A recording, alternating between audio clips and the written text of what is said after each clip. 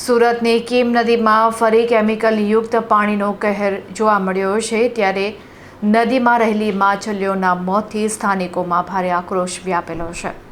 સુરતના માંગરોળ તાલુકાના મોટા બોરસરા ગામ નજીક વહેતી કીમ નદીમાં ઝેરી પાણીને કારણે અસંખ્ય માછલાઓ અને જળચર જીવો મૃત હાલતમાં પાણીની સપાટી ઉપર તરતા જોવા મળ્યા છે।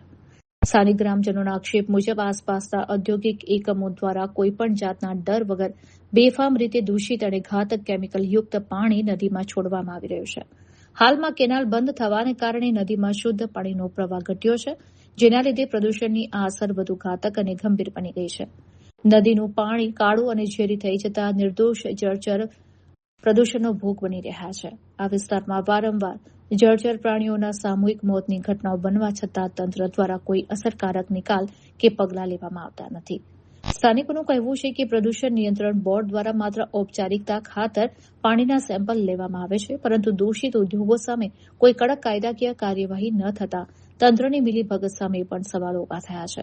ગ્રામજનોએ નદીના અસ્તિત્વને બચાવવા અને જવાબદાર ફેક્ટરીઓના માલિકો સામે તાત્કાલિક કડક પગલાં ભરવા ઉગ્ર માંગ કરી છે।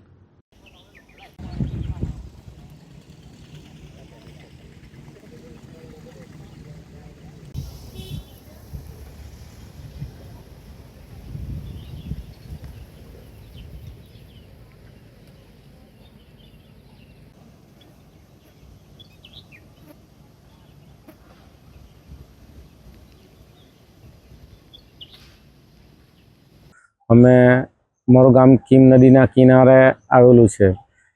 કીમ નદી તે નેત્રંગથી લઈ કંટિયાજા સુધી જાય છે। તો વર્ષો પહેલાં આ નદીમાંનું પાણી પીવા માટે, ઢોર પશુઓને પીવા માટે, નદી ખેતરોમાં સિંચાઈ માટે ઉપયોગમાં આવતું હતું।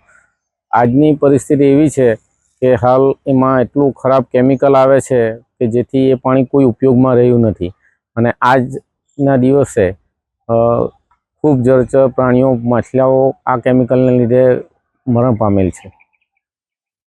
જે કઈ સાહેબ આવેલા કઈ જેવા એવું કંઈ જાણવા મળ્યું છે કે પોલ્યુશન કંટ્રોલ બોર્ડના માણસો કંઈ સેમ્પલ લેવા આવ્યા હતા।